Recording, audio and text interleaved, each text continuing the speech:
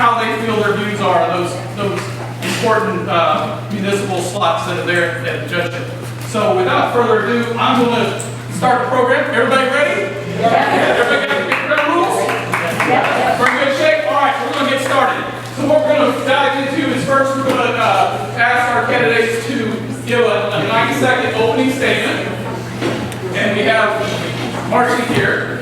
And she's got a timer card, so she's going to try to guide you. Now, be prepared that if you violate time, you could be held in contempt.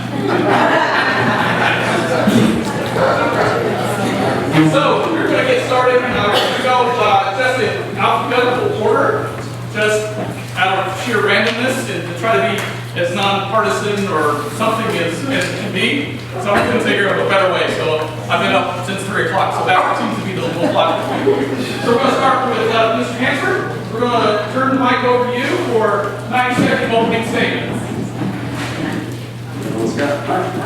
Good evening, everybody. Let me start by thanking Eric, and I would say the neighborhood of Martins Landing. I'll call it the city of Martins Landing. You're almost the size of the city. But thanks for hosting us tonight. And by the way, no one will be found tonight. Don't worry. I'm Judge Brian Hansford. I currently serve as the Chief Judge in the City of Roswell Municipal Court. I've lived in Roswell for about 19 years with my family, my wife Lauren, and 4 young boys. Roswell's not a small town anymore. It used to be. But now we're a town with a population approaching 100,000 people. And as you all know, we draw people from all over the region and in fact from all over the country because of our unique character and our unique charm. And that is exactly why we need an experienced judge to oversee our court. It's not a small court. Our court does a lot of business and sees a lot of people. I have 20 years of experience as a lawyer. I've sat on the bench for 12 years as a judge, and I've served as the chief judge for the city of Roswell for the last 5 years. And I'm a U.S. Army veteran, served as a paratrooper, both in the 86th Airborne Division and the 18th Airborne Corps in Fort Bragg, North Carolina. I'd be honored to continue my work in the court if you would allow me to do that. When I first got elected, there were some things I wanted to change about the court. I wanted to change the environment, I wanted to change the expenses associated with the court, and I wanted to change the experience that people had when they came to court. And I think I've done all of those things, but I'm approaching the end of my time, so hopefully I'll have an opportunity in my closing to tell you more about those things. Thank you so much. Thank you, Mr. Hansford. Hi, good evening. Thank you, Eric, for putting this on, and thank you for Martins Landing for being here.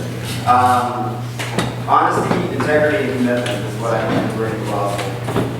Friends, I'm a 5th generation Roswellian. That's what us Blues call ourselves, or maybe it's just me. Not sure. But my point is that us Mansells have been here since 1864. We loyal service to this city. And my grandmother was the public health care nurse in Roswell for over 40 years. My uncle was the mayor of Roswell. I'm not going to give you a history lesson. If you want that, go talk to my dad. He's got an hour-long PowerPoint presentation. I'm happy to give it to you. The point is, us fans are loyal to the city that we love. And I would like the opportunity to give back to the community and the city that I love. My first job out of law school was being a public defender in Roswell under Judge Hilliard, the previous judge. Judge Hilliard taught me that the law is not some distant entity. It is a tradition that binds the community to its very core.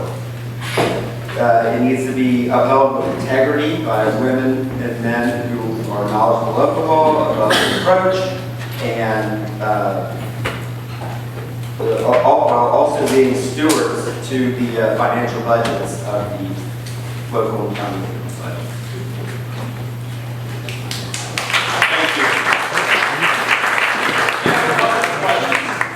That we hope will give us a little context about both of you gentlemen. The first one is probably going to be the softball of the bunch. So we'll start with Mr. Hansford. What is the thinking process of how you approach a municipal judge position? Municipal courts, I think, are different than most courts. As you know, we both are in private practice. We both appear in front of other judges. But I think the thing that you have to do most when you're a municipal court judge is approachable. You have to be endeared.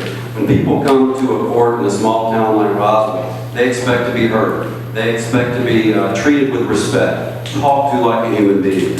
So that is how I think you conduct municipal court. You also have to be efficient. Courts cost money to run, and there are a lot of things that you can do to minimize the costs that are associated therewith. The court should never, ever be considered a revenue source for the city. I don't think it was under my predecessor, and it certainly hasn't been under my watch. But the main goal that I have is to ensure that everyone who comes to court, who appears in front of me, understands that they are heard, that I speak with empathy, and that I speak with compassion. Thank you. Mr. Mansell? Can you repeat the question? Sure. What is the thinking process of how you approach a municipal judge position? Well, I mean, obviously, being a municipal court judge, everything you have to be impartial and be focused and give everybody who comes before your court the utmost attention and respect. Now, the province of the judiciary is to administer the law impartially, right? So there are certain realms outside of the scope of Roswell that has issues that are not within the scope of the seat that I'm seeking. However, there are things we can do from the bench. I called the State Senate Research Office, and according to the records, over $25 million in municipal funds have been sent to various agencies and general treasury. And I believe more of that money should stay in Roswell. So I'm committed to taking this issue to our elected officials and working to try to keep some of that money. Thank you, Mr. Mansell. All right, this one's going to be the longest question you get, so hopefully we get it. And I'll flip it now, and I'll go to Mr. Mansell. We'll play double dare in how we do this. Answer one and double dare. So one of the largest threats to Martin's Landing's in year 2000 homes is the consequences of upstream development. For Martin's Landing, the largest consequence of upstream development have caused Martin's Landing owners to incur millions of dollars of siltation, dredging, erosion, and outlet control of dams and aqueducts. At times, developers and builders are cited by Roswell code enforcement or land inspectors for violations that contribute siltation and increased water flow velocity in the Martin Lake and North Pond. And from time to time, those violators will face a Roswell municipal judge. What process do you believe should take place to properly address a violator that will wind up in front of you? Well, the judicial process of hearing their case, judging on the facts and the impartiality of who's in front of you, and administering the law firmly and fairly. That's my answer. Thank you. Mr. Hansford?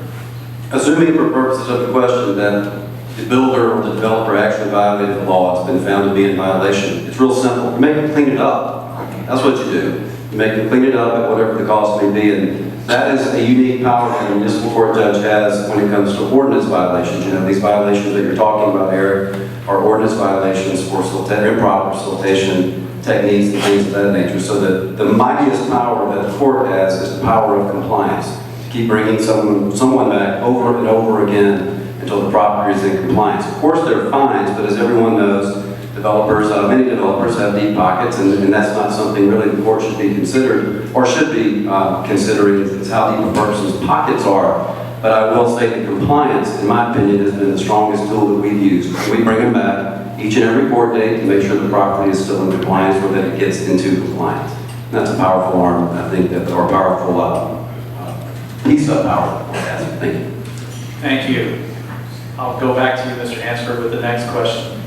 What are the most misunderstood aspects to the duties and responsibilities of the Roswell municipal judge position? Basically, what if folks don't know about the position that you would like to say going into it as a possible candidate? They probably don't know how much we see that is actually devastating in our community. Most people who come to court for a traffic violation. It's a stop sign or a speeding ticket. It's something simple. We treat them with respect. They're there for 30 minutes and they're gone. But what you don't see are a lot of the people who are transient or homeless who have mental health issues, who have substance abuse issues. Those are the people that typically get cited with what you would consider a minor ordinance violation, petty trespass, things of that nature.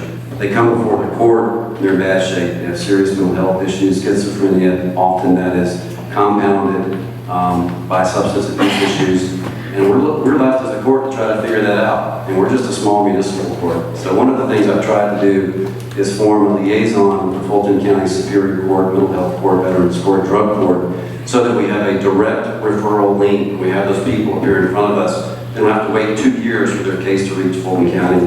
We can transition it directly to Fulton County, to one of those rehabilitative courts that has the resources, monetary resources, that we don't have. Thank you, Mr. Hansford. Mr. Mansell?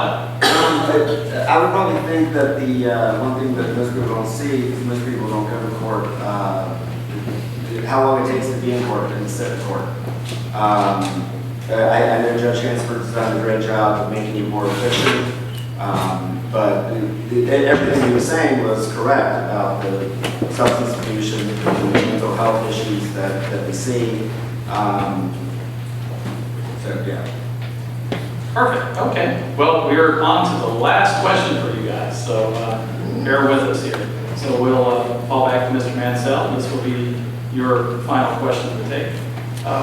What question do you most wish voters would ask regarding this judge election, and then answer it?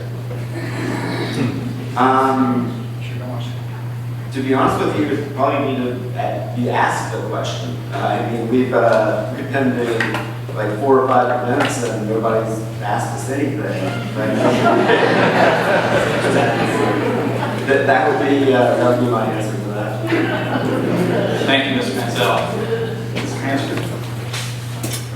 I want someone to ask me, how hot is the road really? No, I'm just kidding. I think I would want someone to ask, what is, notwithstanding the serious issues that I just talked about, what is one of the hardest parts of your job? To me, it is sitting in judgment of people that I know. You know, we have people, probably some people in here who've been to court. Hopefully that was a good experience. We try to treat everybody the same and with respect. But sometimes people have trials, and sometimes those trials don't go the way the people might hope they would go. And I don't think anybody would really know unless you sat in that chair how hard it is to see someone that you know from the community who does a lot, work hard to provide for their family. They just want to have their case heard and have to render a verdict that is opposed to what they had hoped it would be. It's a hard thing to do. It doesn't feel good when it happens, but that's what I would hope that someone would ask. Thank you. Well, you've run the gauntlet of our questions for you this evening. I'm going to now allow you guys to make 60-second closing statements or closing arguments, as the legal profession says. So we'll start with Mr. Mansell. 60 seconds, your closing argument.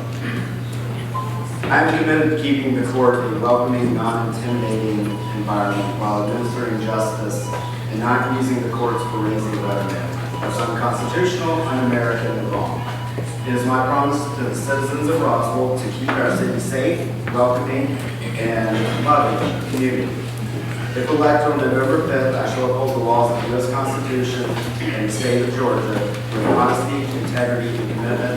My name is Philip Ansel, and I'm running for municipal court judge. Thank you. Thank you, Mr. Mansell.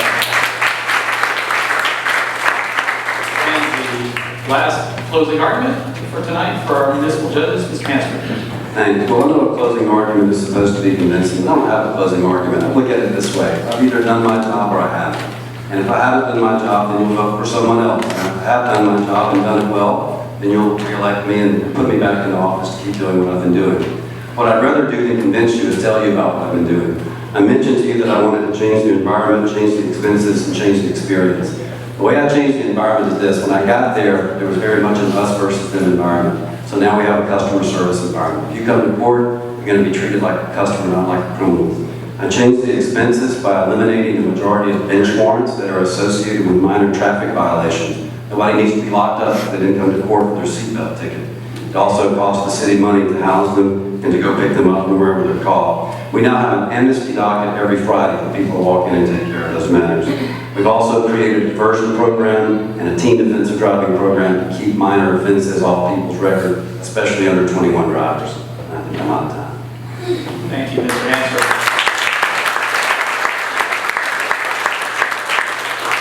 I appreciate you coming and talking with us this evening. It's been enlightening to get a chance to know you a little bit. Good luck this coming election. We hope the best for both of you as candidates. Thank you again for coming. Please feel free to stick around, like I say, after we go through deposing the city council people. You'll have an opportunity to meet one-on-one. So, court is dismissed. All right. Thank you, everybody. We'll now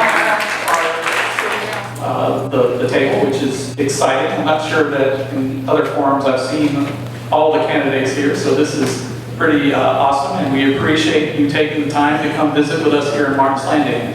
So we'll get started, and again, as I'm kind of tired and not really rational, I'm going to be really easy, and we're going to start from this end and go that end. And so we'll do it in that form in opening statements. We'll do 90 seconds for each, and then I'll go into the questions, and we'll do 90-second answers for those, and I'll start at this end, and then I'll go, the next one will go to post 2 as the start, the next one post 3, and we'll jump through where everybody on stage will be the first to answer at least one question. So we wanted to try to make sure that everybody has the opportunity to be the lead dog in the conversation. So with that, we will get started with opening statements. So Mr. Horton, would you please give us your 90-minute opening statement? Thank you, Mark. Landing for hosting this forum.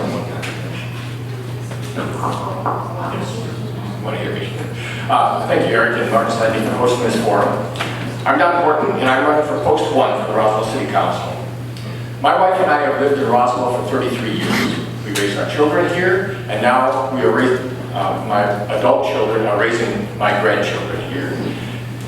And that's one of the reasons I'm running for City Council. I want a better Roswell for my grandchildren.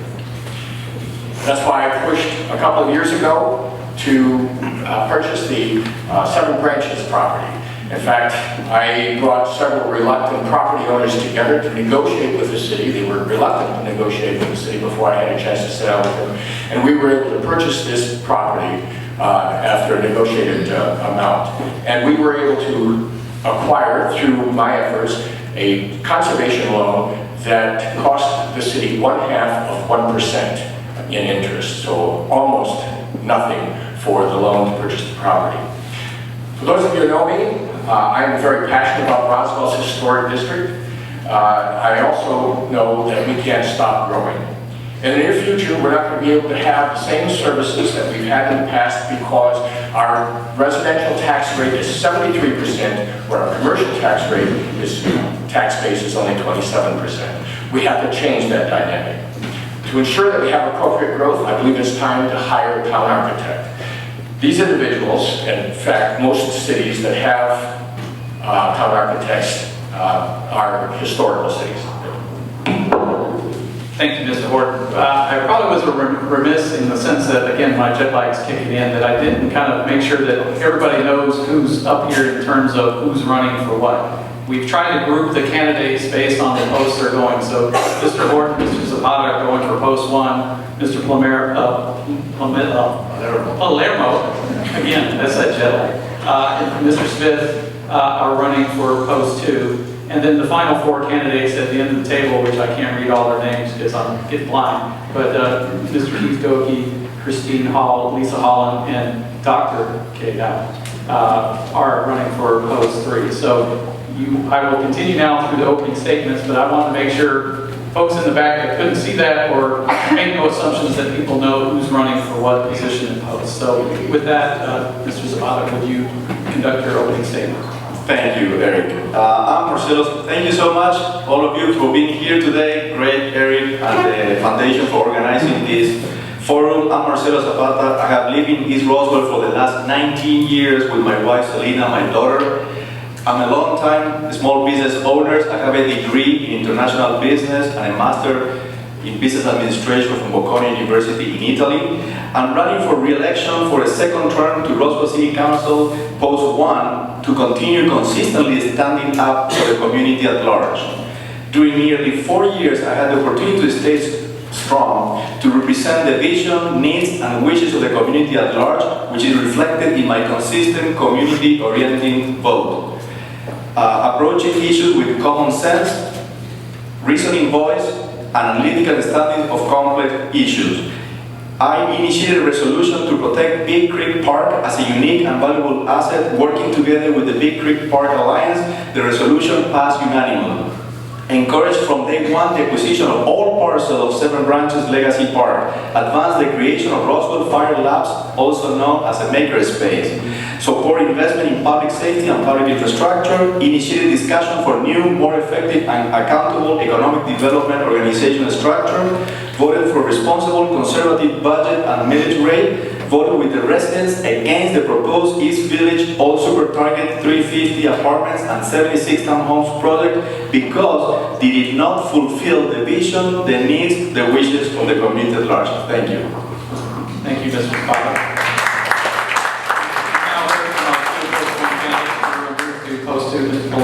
Thank you.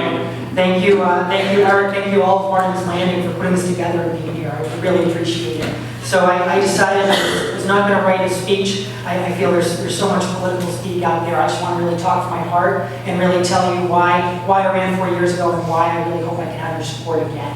What we have is we have opportunities, and those opportunities are being lost.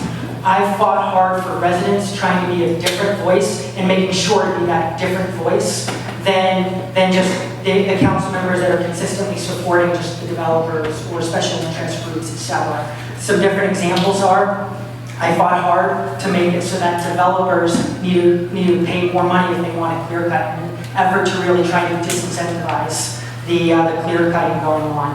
And I fight for really smarter development. And what do I mean by that? What we have, whether it's this current council that are not up for re-election that my opponent supported, or the previous council prior to me running that my opponent had supported, what we have is them just taking anything the developer wants to give. And the problem is we need to really fight, because obviously the developer wants to maximize their profits, but we need city council members that are willing to be a guardrail to speak up for the community and what's best. That's what's happened in some recent developments in Alpharetta, and that's not what's happened in some recent developments in Roswell. So again, I am that different voice. I'm certainly not as well funded. As you probably noticed, my opponent has an attack mail, but I want to be that voice. No, we're not going to talk about other candidates. Okay, thank you. So just again, please let me be that different voice and let me have your support again. Thank you.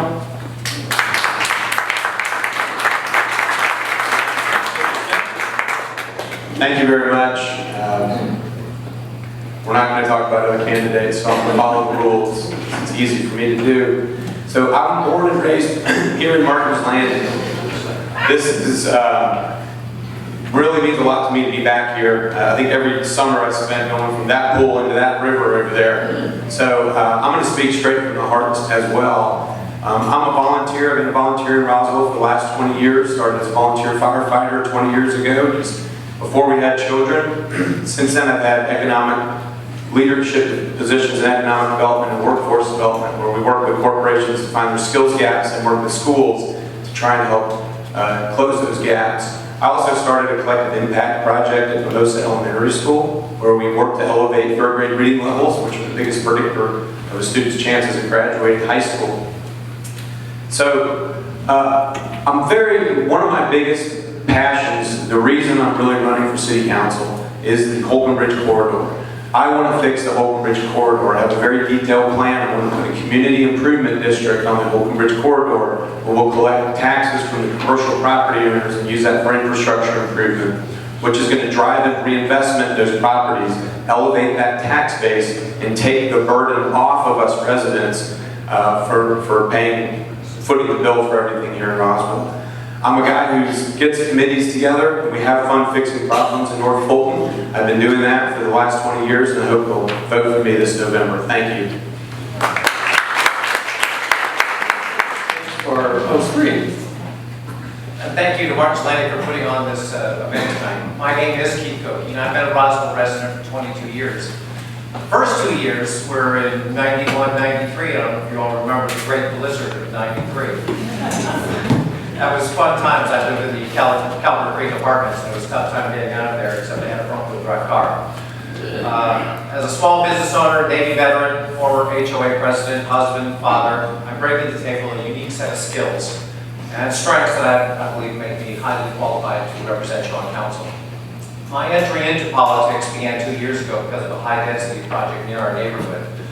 As the HOA president of Hollyberry, I felt it was important to learn more about the issue and understand both sides. So I invited the developer to come to our neighborhood to speak to the residents to discuss the plans. Eventually, I represented the residents of our HOA at City Hall to challenge the developer to build something more appropriate for a suburban neighborhood. My amazing wife of 20 years, Jan, is a nurse practitioner in oncology at St. Joseph's. We have 3 beautiful daughters, Kate, Frankie, and Alex, and Roswell has been a great place for them to grow up.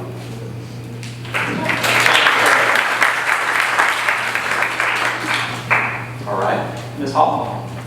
Hello, I'm happy to be here. I've been here as part of the Roswell Rapids adult swim team before. We swim against the Martin's Landing team.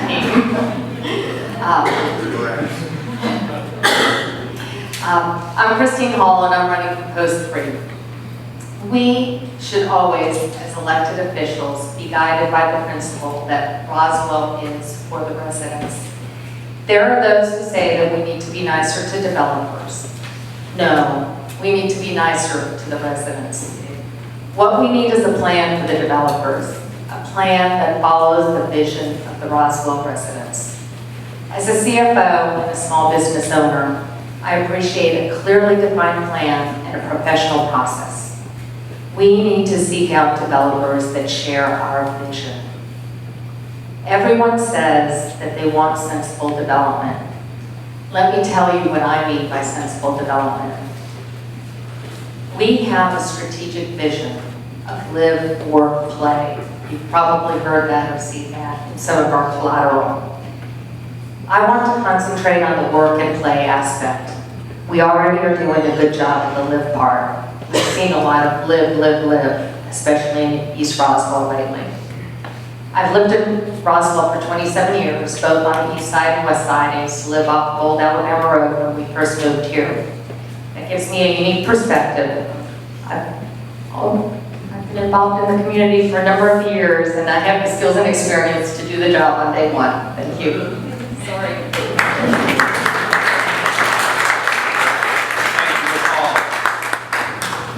Ms. Holland? Lisa Holland, Post 3. Thank you for being here. You are my community. I live here in Martin's Landing, and I've lived here for 33 years. I'm actually on my 3rd house in this. I built up in the subdivision. I raised my family here. I see my son in the audience supporting me tonight, along with my mom, his grandma, who lives in my backyard. Not this place. There is a fence between us. I just recently retired as a police officer here. I was here for 35 years, and most recently as a spokesperson for the police department, doing media relations for the past 10 years. And I provided an honest and open communication with the community.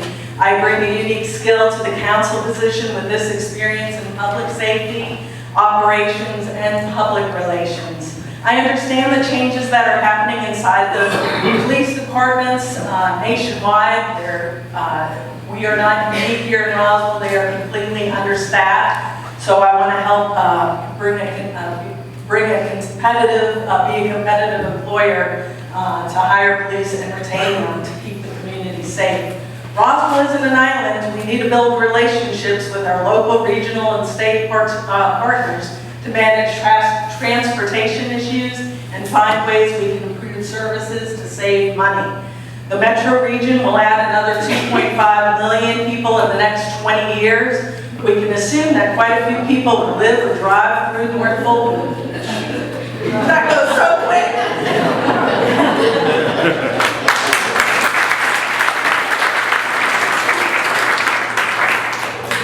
Time is just one of those things that slips by. Thank you, Ms. Hollins. Dr. Howell, you're on the last opening statement. Thank you everyone for coming and Eric for inviting me. I appreciate you coming today. Who here has thought about the democratic process and saw what's happening in the news and said, I think I have something to add to that? Yeah, that's what I said. When I was a little girl, about 5 to 7 years old, my grandmother, who was an NAACP leader, and my mother, who was a civics teacher, taught me the democratic process. And I carried that idea and that process all the way from undergrad UGA, go Dogs, who else? All right, and then I did my Master's of Computer Information Science from a private school in Florida, and I did my MBA from Purdue University, and just recently my DBA from DePaul University. And through that, I thought, okay, there's something I can add here. So when I did my career, when I started my career in process improvement, I've done that for about 20 years, I said, okay, I've helped state, I've helped federal, why not help local? That's why I'm running today, because I love Roswell. That's why I want you to vote for me. I want you to help me bring community development and make sure that we are one Roswell, not east and west. Thank you.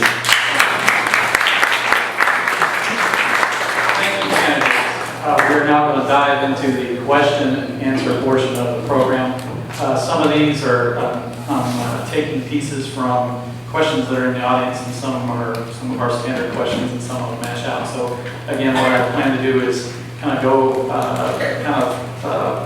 from me to the end in terms of going. We'll have first question from post 1, second question from post 2. We'll make sure everybody starts the process and then ends it. So, but we'll kind of go in a fashion like that. So the first question, we'll go with Mr. Horton. We are going to start with you.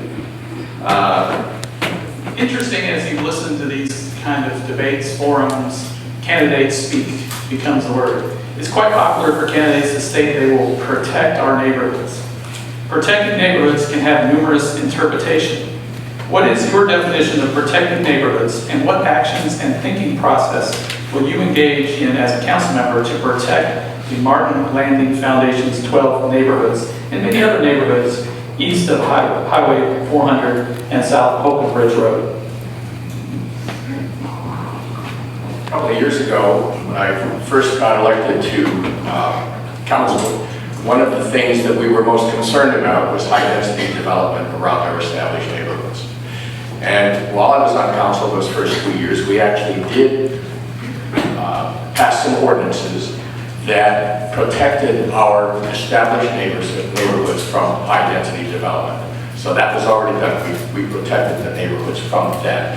And protecting them from other things, I'm not sure what other things that we need protection from, but obviously high-density development was a big issue a number of years ago. And we protected the neighborhoods from that, and I'm very proud that I was a part of that. Thank you, Mr. Horton. Mr. Zapata. Thank you. So, well, my slogan is neighborhood solutions. We don't have one neighborhood. We have so many different neighborhoods in Roswell. And my first thing, to protect the neighborhood, I need to listen to the neighborhood, to what they think is important for the neighborhood, in terms of service, in terms of infrastructure, in terms of new or maintenance of all infrastructure. So regardless the public safety issues that we have in Roswell, very good public safety, but protect the neighborhood is to understand each individual neighborhood, what they want, what they need, and what they wish, and then act on based on that. We have a good example of protecting the neighborhood, Martin's Landing, and all here in East Roswell about the super target. That probably would be a question maybe, but this is something that I was listening to the neighborhood, and actually this is what I mean by listen to the neighborhood. I have all the emails and petitions here, right here, and that is what motivates me to protect the neighborhood, is to listen, understand, and then deliver with actions what the community wants and express, not only on the regular meetings, mayor and council meeting, but also when they are coming all these projects into the neighborhood, that the people of Roswell really get involved and they get engaged with every project. So that would be my message, how do we protect the neighborhoods? Thank you, Mrs.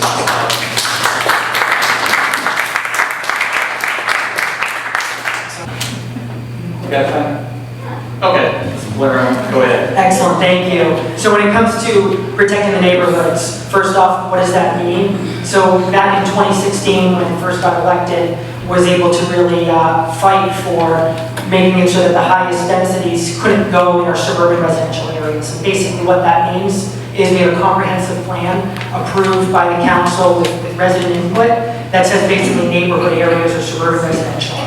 And so that might sound like a no-brainer, but that was not. That was a split vote in 2016. There were a lot of battles around that. And even this year in 2019, one of the other council members said there were unintended consequences with what I asked. I stand by, there were intended consequences. And specific to Martin's Landing, a couple of examples of what does that mean for protecting the neighborhoods. One example is there's a property that's shown interest on Old Alabama backing up to Martin's Landing that has interest to rezone to higher density. And what bottom line is for me, I feel the surrounding neighborhoods need to have input. And I listen to neighborhoods, I listen to those that are most affected. And another example was over off of the EZ Circle area, there was a request to rezone to higher density. We turned that down, we rezoned to a low density. And also there was interest in the developer and RDOT asking for a cut through, which would have cut through one of the Martin's Landing neighborhoods, which all the residents in that neighborhood really showed up, and I supported what they were requesting, protecting the neighborhoods.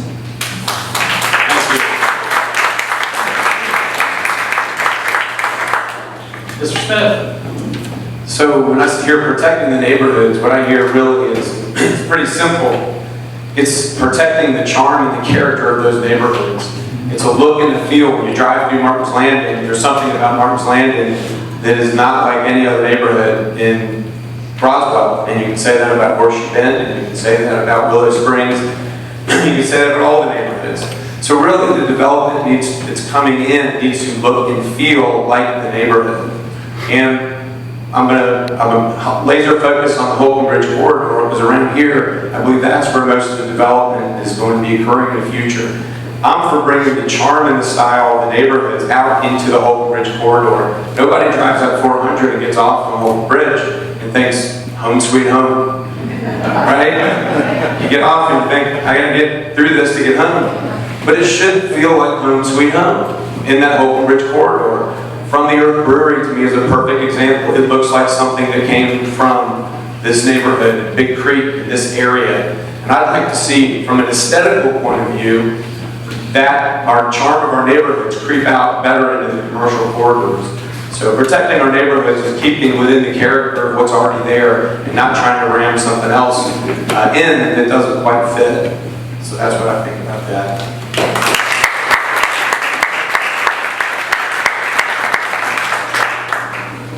Thank you, Mr. Smith. Mr. Goki.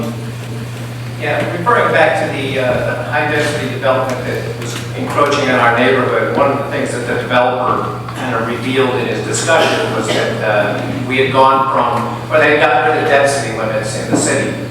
And what he told us, he said, what that did is open up the floodgates for developers to come in and find little parcels of land, talking to the suburban communities, and start working to rezone them to put the higher density in, and that kind of got my attention. The other aspect was our own transportation department sometimes works against the best interests of the city. Right down the street from our outside of our neighborhood, we had 10 acres that the developer came in and wanted to put 10 really nice homes on. But the transportation department insisted that they were not going to put 10 homes. They had to do a cut through from Embry into Hollyberry. And it was like, the only thing that serves is to spread the misery of traffic from through our neighborhood. And so at the end of the day, the developer just walked away because he wasn't going to put up with that. And neither were the residents.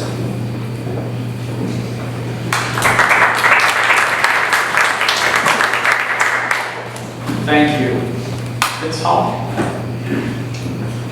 So one of the first things that comes to my mind is the judge question. With all of the silt that comes from the developments. One of the things that I think we need to address that will protect all the neighborhoods is the clear cutting, the tremendous amount of clear cutting that's going on with some of these developments is creating issues for Martin Lake and other developments all around Roswell. Keith alluded to the transportation. The transportation department has really great transportation engineers, and what their job is to do is to move traffic. We as council members need to represent the neighborhoods and the residents and work with the engineers to come up with solutions that will not adversely affect the neighborhoods. Another issue is the zoning code. There are many things in the zoning code that can be corrected. One of those is cut-through streets. So we, on the west side of the North One subdivision, we successfully fought against one of the cul-de-sacs being made a through street to connect it to another neighborhood. So those are the types of issues that come to mind. Thank you, Ms. Hall. Ms. Hall? So nobody wants to protect the neighborhoods more than I do. I live here in this community, like I said, for 33 years. I love this neighborhood so much. My son went to school here. He just recently graduated from Centennial High School. But I drive around and I look at all the empty shopping centers that are here. We have no destinations to go to. We have, as a public safety point of view, when you see these empty shopping centers, they attract crime. I just drove around one the other day. There's a lot of litter. It tends to become a dumping ground when nobody's, occupying these places. So without, these businesses need to be revitalized.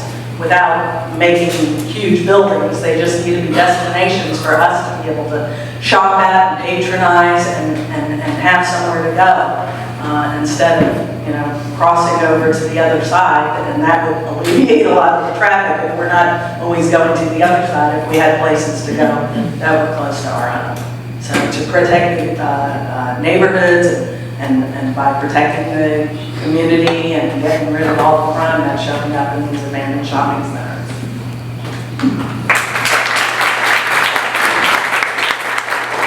Thank you, Ms. Hall.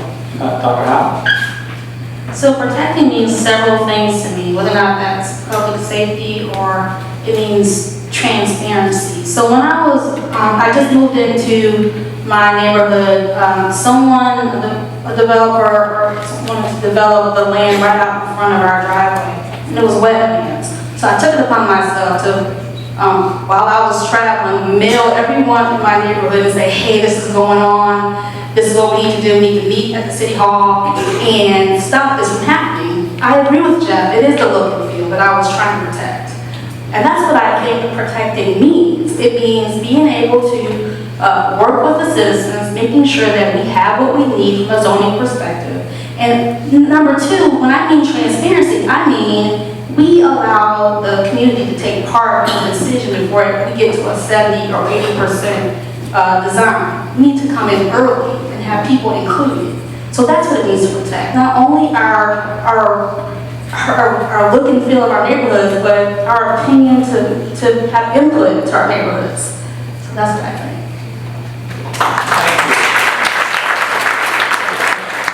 Congratulations, candidate. One down, at least 7 more to go. So, everybody feeling okay?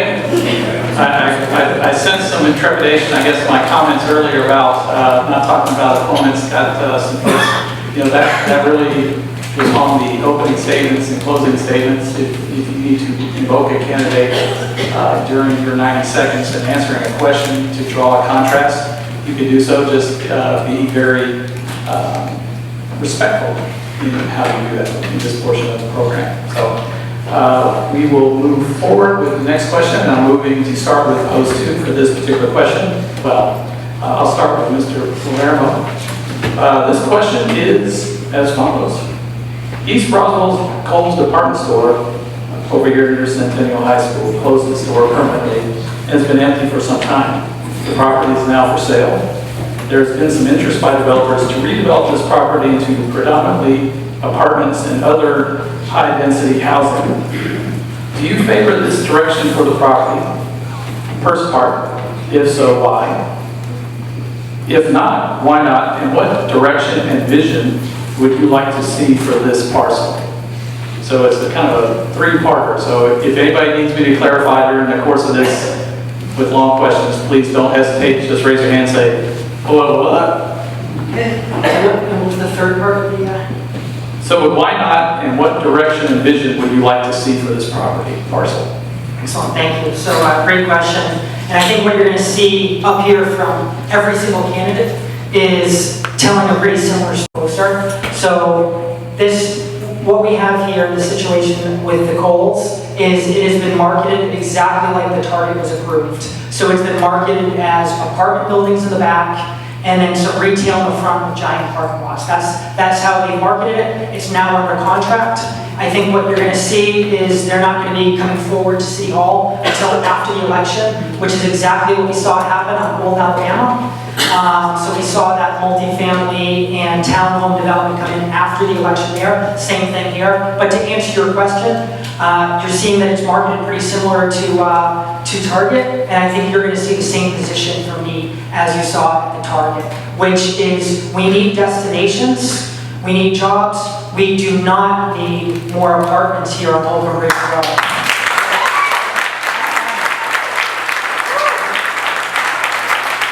And I think especially seeing this reaction, you're going to get a lot of that here tonight. But again, everybody here is trying to work hard for your vote. I've proven it with my track record, and I have the understanding of community development on really how and why we should be saying no. For example, Target, for that character area on Holcomb Ridge Road, it specifically said residential must be integrated in, but it wasn't integrated in. And similar violations on Old Alabama, which I'll talk to later. Thank you, Mr. Guerrero. I will ask the audience to refrain until after they speak, because you're taking a little bit of their time, and we want to make sure that the candidates have a full allotment of time to discuss the question. Mr. Smith? So, the big issue that we have in this, and it's again, you can't look at it one parcel versus the other parcel. It is a whole corridor. We have not provided a vision for this corridor for people to work with. And the problem is, when you don't put a vision out there for people to work with, then the developer's going to come in and they're going to give you their vision. And that's kind of what's been happening. With me, as laser focused as I am on this corridor, I'm also laser focused on bringing more office into this corridor. It is imperative that we get more office in the corridor. If we want more restaurants, we want more destination places. As a residential community, it's hard to support restaurants because residents, we go out Thursday night, Friday night, and Saturday night. So if you're a restaurant trying to survive in the corridor, that's what you're trying to survive on. If we don't have businesses in this corridor and lunchtime traffic, it's hard to create the demand. If we had enough demand for restaurants and entertainment district, they would be here right now. So in that corridor, we lose money on our residential tax collections. I'm more for bringing more office. I would like to see some sort of office component in that development. But again, we have not as a city given a vision and put it out there and tried to make it easy for people to reinvest in those properties. And I think we can do that through infrastructure improvement throughout the Holcomb Ridge corridor that will make them not come in and just go for the big bang buck, which is doing apartments. Thanks.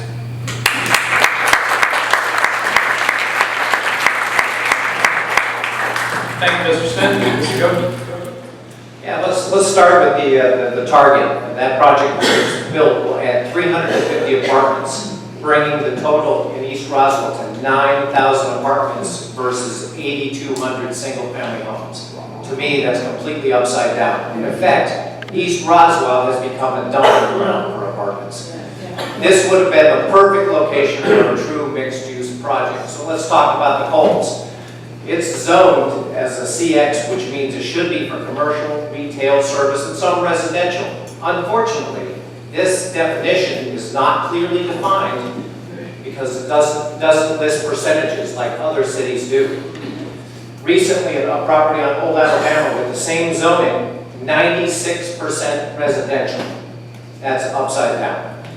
Now, this use is conditional use, and it must be approved by the city council, which is important why you have the right people on council that won't allow that to continue going forward.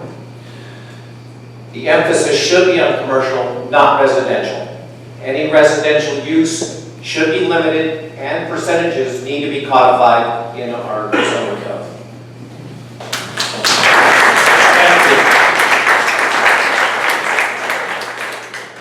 Ms. Hall?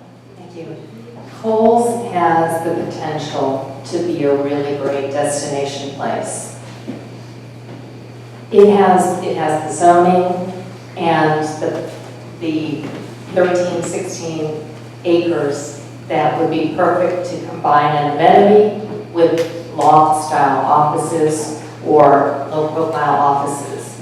Offices bring the daytime visitors that use the amenities in the day. The amenities are there for the residents at night. This is one of the last places in East Roswell, Target was the other one, that we really have to put a great destination place. And one of the things that we have to do is, going forward, look at the code and put in the percentages like Roswell does for their mixed use to top out residential so that it doesn't end up being primarily residential when it should be a true mix of uses. Thank you. Ms. Holland? I hate to say this, but I don't cook that much anymore. I go out to eat a lot, and I take my family out to eat a lot. And, you know, it's sad that we only really have a couple of grocery stores to choose from here and only a few restaurants. I try to patronize them, but you can only eat at Ippolito so much. And we had a new Greek restaurant. I mean, I really am welcoming for businesses to come in. We really need to revitalize our destination, you know, our decaying buildings that are abandoned and put destinations there. I want to pay, you know, it's sad that I have to go, you know, leave Martin's Landing and go down 400 to patronize restaurants in another jurisdiction when we should be patronizing our own community and giving them support. And I love giving our businesses the support. And hopefully, you know, working with you, and we can start working. I hate when I start to do 30 seconds, but I want to, you know, partner with the community where I live and try to figure out what we can attract to come here and have some destinations to go to and have fun and eat. Lots of eat. Dr. Howell? So I'm not going to say anything different from what you've heard. But I do want to make just a slight difference, and I want a true mixed use. Somewhere we can use, somewhere that's civic, commercial, residential, and make sure we're bringing in something like a destination, like say a Top Golf.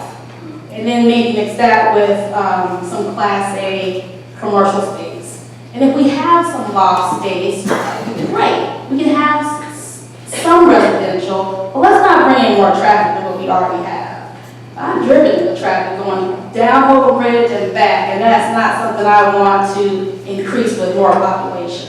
So, no, I don't agree. Your question was, do I agree with the way they're redeveloping it? No, I do not. And I think we should make sure, I know you've spoken, I think it was like 2014, 2015, where you had these sessions with Zapata and Palermo on what we should do with the east side. I think we should actually use those ideas and actually develop them and make sure we're actually doing something that we're talking about. Bringing in a destination, civic, commercial, and making sure we're moving forward, taking an action, a plan, and moving forward rather than continuing to talk about it. Thank you. Mr. Gordon? Thank you. One of the things that most people don't realize in this community is that there's very little office space available. Right now, all of our office space, 98% of the office space is leased up. So we don't have places to put new businesses. So my idea would be to take some of these shopping centers like the Kohl's and a few others and have them redeveloped into and repurposed into office complexes. office complexes, and you might have to have some residential along with it to make it more of a live, work, play area and be able to attract some restaurants as well for noontime lunches and so on. But really, we are in desperate need of office space, and there are all different kinds of offices. You can have the low-rise office buildings or a business campus type of facility. And you can have shared office space. Shared office space for young entrepreneurs is very important these days. And so those are the kinds of things I would like to see developed in those shopping centers that are outdated, blighted, not being used. Thank you.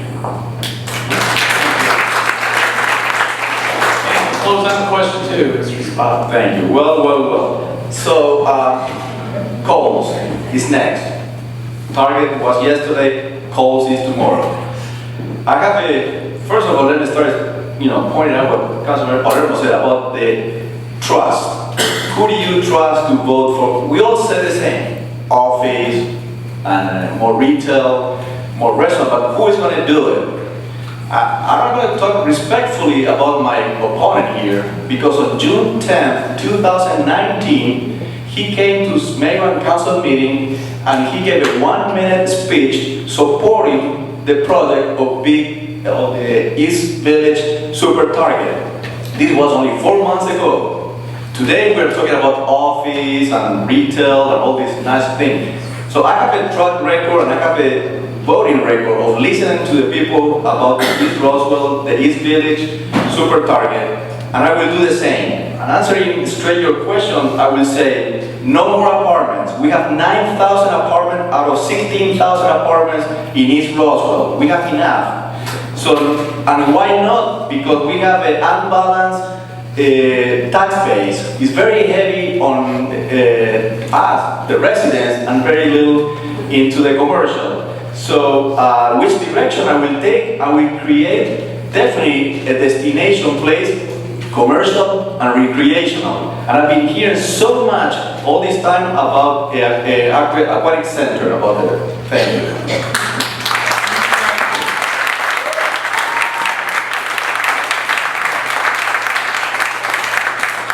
All right, congratulations, candidates. We're a quarter of the way home. Audience, we feeling okay? We doing good? We'll move on to the next question then, since we're here. We'll start with Mr. Goki. We're going to run the gauntlet that way this time. So this question is a little different. We were talking to land use and zoning. This last question, this is more about parks and recreation. And it's specifically about one of the newest forming parks in Roswell, 7 Branches. The contract for the last parcel of 7 Branches is on the agenda for this Tuesday's mayor and council agenda. Assuming the contract is voted to move forward, what vision do you have for this property? The 7 Branches, it's over 34 acres. It was purchased for $2.1 million in September 2017, but it was done under an environmental finance authorization, land conservation program, loan, a lot of words there. It was used to finance the property, but the restrictions on this loan ensures that the property itself will be permanently a passive park in conservation and recreational uses. So it's really up to the community on how they wish to develop that going forward. And just recently we did a cleanup on 7 Branches, and you'd be amazed at the amount of trash that washes down from Open Bridge onto the old Open Bridge. We found stuff from many years ago, so there's a lot of cleanup that needs to be done, and a lot of tree removal as far as dead branches, so that people can use the park in a recreational way. Thank you. So it's clear from our citizens that we will need a lot of citizen input as to what is going to happen with this park. As far as the input will be used to make a master plan. The city needs to make a master plan for this park and incorporate it with the master and rivers plan for the city. We also need to keep updating or continue to meet and update the plan because things change as time goes on. And an example, this is something bad. 5 years ago, the city was fine with soccer fields and lacrosse fields. And now as they're relooking at their master plans, soccer and lacrosse are taken out. This is not something that I'm suggesting for 7 branches, of course, but this is an example of continuing to get feedback from the citizens to see what the needs and the desires of the citizens are. Thank you. Ms. Holland? So I'm the only candidate that lives here in Martin's Landing, so I'm all for protecting 7 branches. We want to, though that 7 branches has a lot of trees and streams, and we don't want to destroy that. We want to keep it natural. If it's a park, that'd be great to make it more trails to go along and to make utilize it that way, even to walk your dogs. And I love going to visit all the dog parks and meet my neighbors that way too. So I definitely am all for protecting our parks. Thank you. Yes. So I was knocking on doors a couple weeks ago, and when I thought about this property and this idea that I talked about with one of the citizens was brought to my mind, and that was putting a path around the streams and rivers so we could ride our bikes instead of riding them on the road and being in danger. But making sure this 7 branches property remains rustic, but we can have trails like we've heard, but also for the bikes is what I was really concentrating on. I think that would be a good place for kids to experience nature. We can make sure that we not only have, like we have the Chattahoochee Nature Center, we can do something similar to 7 branches and do that. Thank you. Mr. Gordon?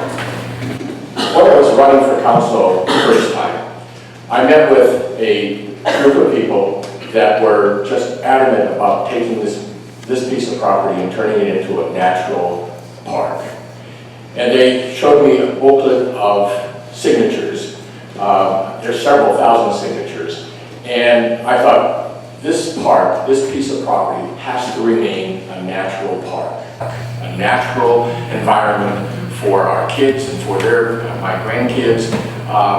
And I was very instrumental in getting the property owners to negotiate with the city. 2 of whom wouldn't want to negotiate with the city. I brought them together and finally got them to negotiate with the city upon the purchase price of the property. I had one council member that's sitting at this table that did not help me push that through council. It took months because it was one parcel of the property, one parcel that he felt could be developed, and therefore he wasn't going to support the purchase of the property. Be that as it may, we got it through, and I was able to secure that conservation loan so that the city was able to purchase the property at a rate with 1/2 of 1% because of the conservation loan. And yes, there are restrictions on the property because it is a conservation loan, and I'm all for that.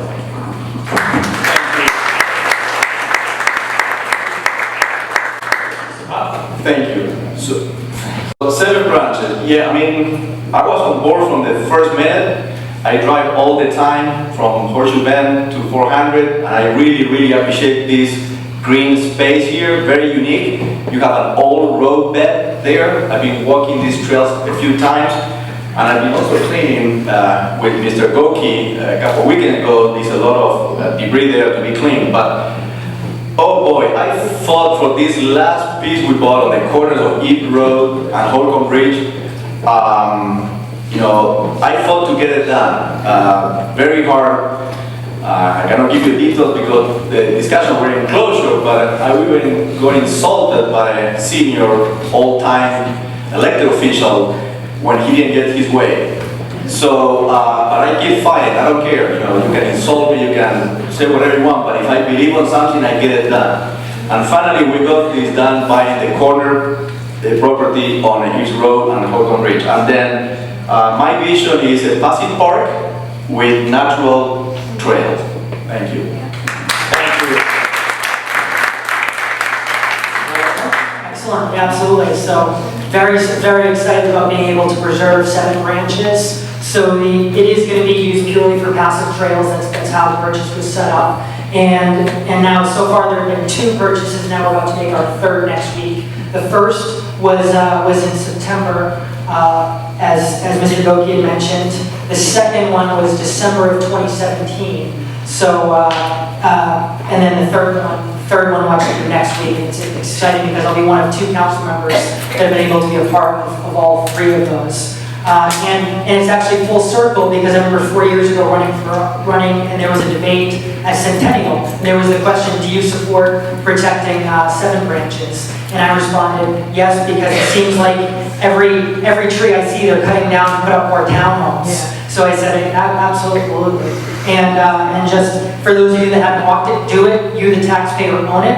And so as Mr. Goki and Mr. Zapata had mentioned, we were there a couple weeks ago, and there is so much trash to clean up. In fairness, it's not just from the last months or anything like that. We were finding pieces of glass and rusted objects from probably 100 years ago. But it is absolutely beautiful. There's old growth trees. There's this beautiful creek, makes a little mini waterfall, and just so happy that's something we can enjoy for generations to come. Thank you.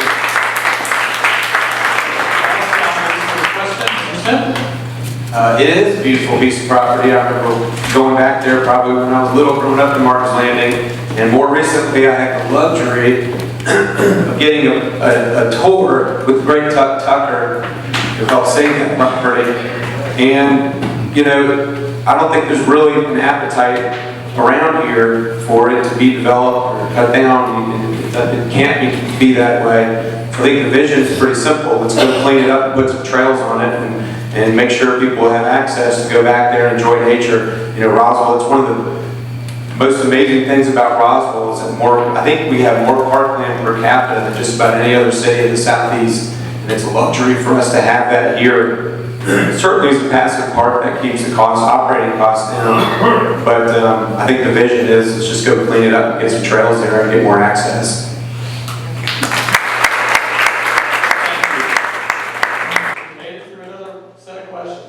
Everybody feeling okay in the audience? Candidates, you okay? Yeah. Ready to bring it? All right. So the next question goes back to post 1. So Mr. Spada, you will get this question. This question relates to now transportation. Georgia Department of Transportation is in the process of developing managed lanes on the 400 corridor. In some of the environmental visits that they had with the public, they show possible entry into the Martin's Landing area here in Old Alabama, and have asked for assistance from the city of Roswell for the interchanges on Holcomb Ridge. Could you please give us your opinion of the Georgia 400 project as proposed by Georgia DOT, and what value does it bring to Martin's Landing? All right, so I have only a couple minutes, but let's start saying, you know, we have the main bridge is going to be improved. What we have today is going to be built another bridge south of this between the Chattahoochee and Holcomb Ridge. That is going to be for the dedicated lanes or the toll lanes, what they call. It will be only southbound, and also will be a bridge that will be for local traffic moving east and west. So we're going to have, down the road, we're going to have 4, under the 400, the new bridge, which is going to be for the dedicated lanes to get into the southbound of 400 for the toll lanes. Then we're going to have improvement on existing bridge we have today. And then we'll have the Big Creek Parkway Bridge. So definitely it's going to improve the east-west mobility that we all expect. Regarding the bridge for the dedicated lanes, you know, I haven't seen that it's going to get into Martin's Landing. It's going to get into All Alabama Road, and from there it's going to cross for handling. So definitely, I'm not supporting anything like I always said, you know, cut through established neighborhood. I don't support that. And open roads that the neighborhood doesn't need, doesn't want, I won't support that. So I think it's definitely going to give us better mobility east-west, this new Georgia Department of Transportation project. Thank you. Palermo? Thank you. So as Mr. Zapata just mentioned, today we have Holcomb Bridge Road, if we want to go over 400, we have Riverside if we want to go under. And what's going to happen is we're going to get another bridge south of Holcomb Bridge Road, which is going to be 100% paid for by GDOT. And then, of course, we're also going to have the Big Creek Parkway north of Holcomb Bridge Road. So what do these different things mean? And of course, the improvement of Holcomb Bridge Road with GDOT paying the majority of that. So basically, it's going to be making it easier for individuals to, if they want to go to, say, Canton Street, then there's now 4 ways over under 400 versus just the 2 today. And then vice versa, for residents that want to come enjoy from the Earth Brewery or Foundation Social Eatery, etc. It's creating easier to get across. And then also easier way for needing to going down to Buckhead or the airport with the managed lanes. But I think it's exciting. I think traffic is absolutely our biggest challenge. And you know, we've talked about it. It's so hard to really improve that. And here's actually going to be some actual improvements. For me, it's key that Big Creek Parkway absolutely needed to connect to Warsaw. That was a deal breaker. And at the same time, too good of an opportunity to not improve the Holcomb Bridge interchange, because it is just such a nightmare there. And this is a great opportunity. Thank you. So Holcomb Bridge is a pass-through for a lot of traffic. People coming from Gwinnett County to get to 400, people coming from Cherokee County to get to 400. The 2 bridges are going to give us residents a way to get across a lot easier without having to get messed up and all of that. So they're great projects, but it also points to the fact that we need to encourage improvements on 75, so the Cherokee folks may go that way. Improvements on maybe Peachtree Industrial, so the Gwinnett folks will stay over there. They can't talk.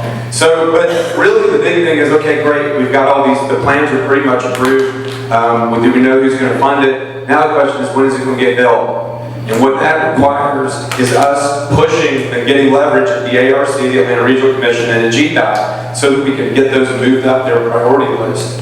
And in order to have that happen, I was a newspaper reporter 20 years ago. It's how I cut my teeth in this whole world. I covered local politics, I covered the regional level, and over the years I've written on economic development. I know how it works at the Atlanta Regional Commission and at GDOT. And we need some people on council that can get along with people, not just ready to fight. We need people to be able to get along and figure out how to get through the system so that we can be a top priority. When Alpharetta wanted Encore Parkway Bridge, once it got teed up, it got done pretty quick. So now we've got all our stuff teed up. We have to work better at the regional levels so we can push the priorities up and make the construction date start sooner.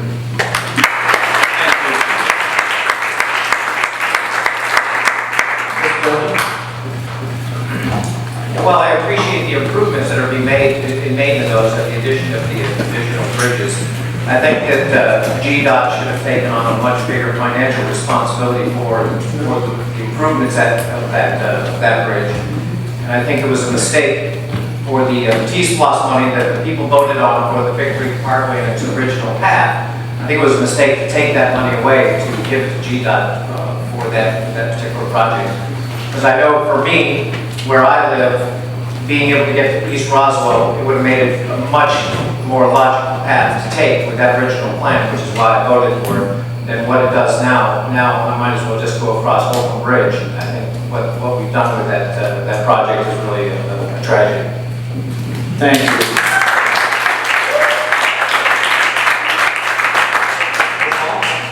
Was the question dealing with the BRT access lane that's going to come down by Martin's Landing? Is that the original question? Yes. Okay. Just wanted to clarify that. I think it's going to be really key. That bridge, that flyover bridge, is southbound access only. And basically, there's two things that need to happen. We need to engage the residents and meet with GDOT. And I support putting in restrictions to keep the neighborhood safe. And those are the two things that we can do to affect and preserve the integrity of Martin's Landing from any additional traffic. Thank you. Ms. Holland? It's already a done project. It's already been voted on and it's done. So what I'm concerned about is the way things look when you get off Georgia 400. We have one exit, and it's kind of a misconception. Everybody thinks that we have all these exits in Roswell. We have only one exit to make an impression when you enter our community. And what you see is weeds and kudzu and decaying buildings on those four corners. You know, I'd rather see a lot more beautification and something that's more welcoming and that looks like a safe and cared for community. Excellent. Thank you. Dr. Howard? So I'm for anything that helps traffic be better for us on Holden Bridge. As far as Martin's Landing is concerned, so I had a friend that used to live in Martin's Landing, and your traffic to leave from here to go to the west side is abominable. So right now I understand that we've already made the decision as far as this interchange is concerned, but I want to make sure that, you know, when you elect me, that you continue to stay involved with this, any kind of change that involves traffic for your community.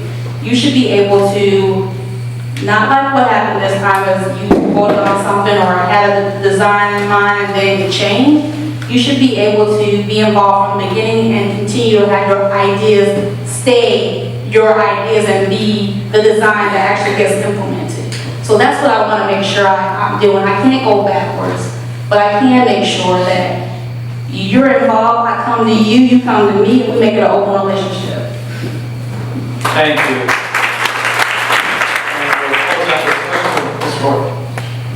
One of the issues that we've had for years is our relationship, the Roswell Department of Transportation's relationship with the State Department of Transportation. It's been a tentative relationship for years. And what we need is leaders who are willing to step out and develop those relationships so that we can get some of the things that we want to have done from a transportation standpoint here in Roswell. We have to be able to have better relationships with the state DOT. And unfortunately, that's just not been the past. And we need to have good relationships with the Atlanta Regional Commission as well as the state DOT. And I think that you need to have leaders who are willing to take that step out and make those relationships happen. Thank you. All right. Audience, you're okay? This is for you, so we want to make sure you got everything. Candidates, we all right? We'll move into the next question. This one will be starting with Mr. Smith, and we're going to change topic areas again. We're going to go into kind of what I call general good governance kind of category for 400 Alex. This question really focuses on minutes.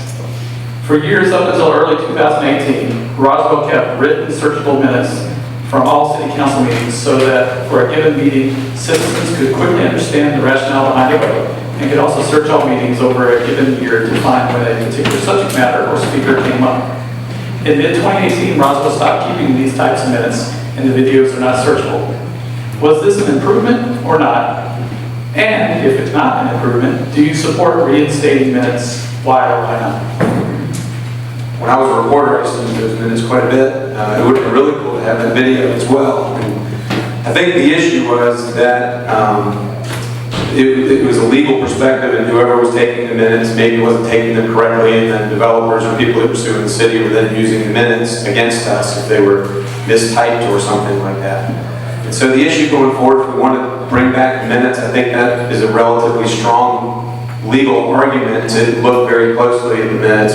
We do have video. It's not easy to search through the video, especially as long as some of the videos go. But if we wanted to look at getting a stenographer right there, someone who's trained in that field, it's a very expensive option, but it's something that I would be for if that's something really was a big appetite for the citizens of Roswell. That certainly does make it easier to search through what happened in a meeting. It's easier to find keywords and that kind of thing, as opposed to just watching the whole video. So I would definitely be open to the conversation of hiring a stenographer, which would make us more legally strong when we need to fight the issues that we vote for and vote upon than going back to the old way.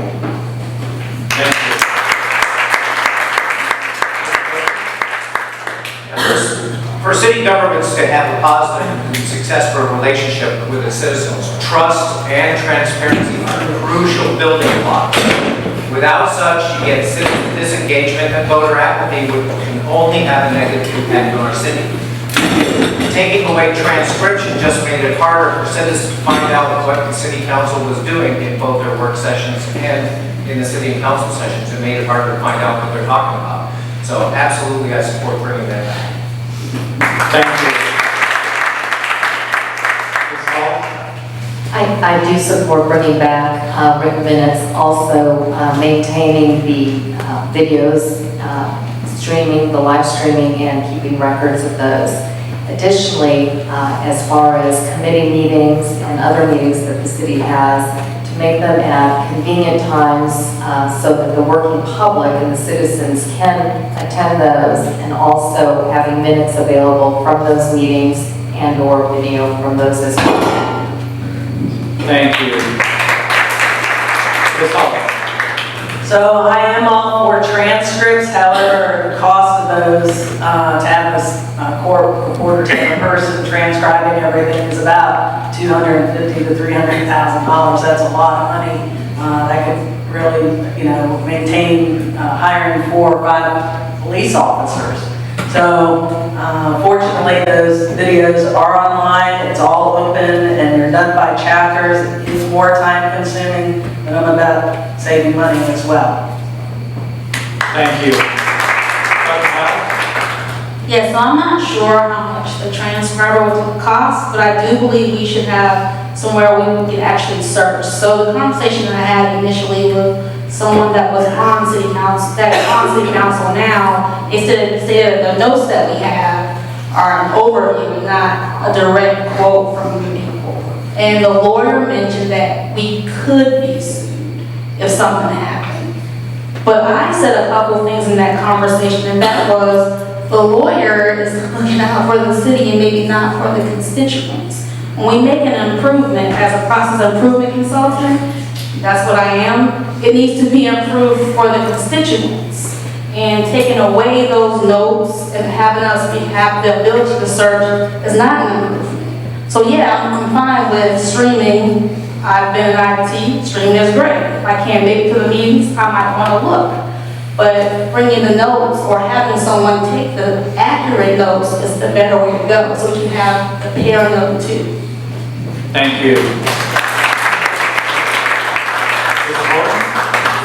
Well, having had some experience trying to find some things with the new video process, it's very frustrating and it does take more time. I would not be in favor of doing away with the video in the live stream. But I do think we absolutely have to have the transcripts. And we could hire, instead of hiring a stenographer, that could be very expensive, there are stay-at-home moms that want to have something to do during the day that have the experience of can type, and I think we could hire some part-time people to transcribe those, as we have in the past.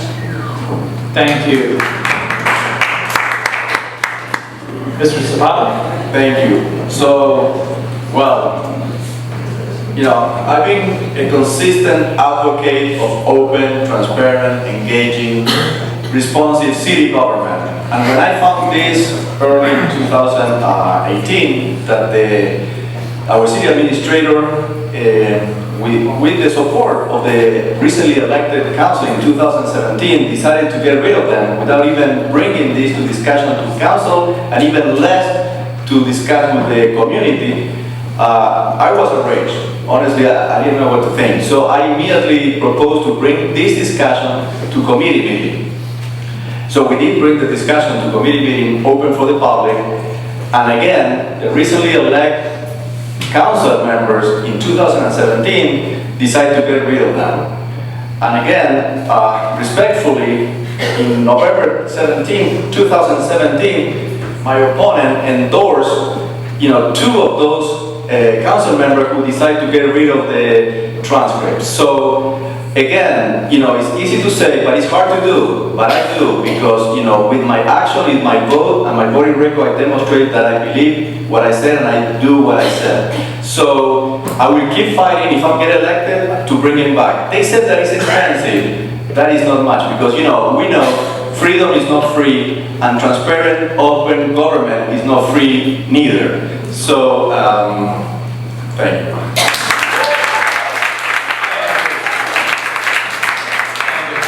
Question, Mr. Palermo. Excellent, thank you. So I actually love the opportunity to show some real differentiation here. So just like earlier when we were talking about the corridor, and my opponent mentioned that the problem is there's not a vision there. Well, that's just a defense for the 3 council members not up for re-election, because our code actually did say that Target should not have been approved. It did say that Old Alabama should not have been approved because it should have been primarily commercial retail. Same thing here. That what my opponent just mentioned was the poison pill that the council members not up for election gave. Basically, having that level of transcriptions would be $250,000, $300,000, which the city's not going to be paying that amount of money. But in reality, there's been no issue for 15 to 20 years of having a non-court transcriptionist. So for 15 to 20 years, we've had minutes, detailed written minutes, that have worked really well and have not had legal issues. In wanting to get rid of those, they looked for a way to give an excuse, and the excuse was, well, there could be a legal issue. I learned from national news that even the White House has transcriptions of calls, and there's a disclaimer that said not word for word. If we can do it in Roswell, let's bring it back for a cheap amount.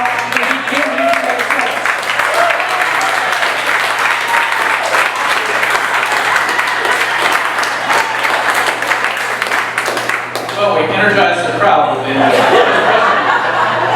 so I'm glad to hear the crowd's into it. Oh, we're moving on. So the next set of questions, just because of the process of things, will be started by post 3 candidates. So we're going to shift gears back to land use for Ms. Hall to start out.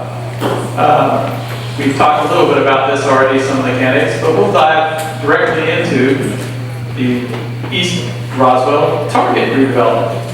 Recently, Roswell City Council, in what was a highly contentious process, approved the East Roswell Target redevelopment application.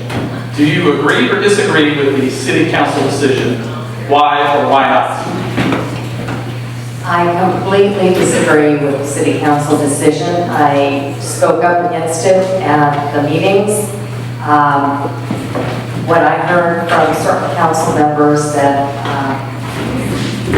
were for it, they said, wow, this investor is investing $70+ million in our city. Well, the developer was investing $70 million. Well, that $70 million, we don't see any of it. What did Roswell get? 350 apartments and 70 townhouses and some outbuildings that are being redeveloped that are existing there. So that was really a missed opportunity for a true mix of use, vertically even integrated property. Thank you. Ms. Hall. What was the question? How do I think about how it was voted on? Yeah, do you agree or disagree with the City Council decision, and why or why not? Okay. Again, as a public safety point of view, something needed to be done with that shopping center. It sat there dead for years. And everything moved out of that, and truckers started parking there, and trash started coming. I just saw gang graffiti on some of the walls back there, took pictures of it. So, something had to come, and hopefully that will be the start of other business and offices and other things to come there. We need to attract more businesses and destinations here in Roswell for us to patronize. Thank you. Dr. Howell? So I agree that it was a missed opportunity. We could have either had something from a destination perspective, or we could have had Class A office space in that location. I read a few articles right around the time that we were making that decision about what the target people said they wanted to do, and that was to listen to the community. That's not what happened. So no, I would have voted that way. I do believe we could have done something better. Thank you.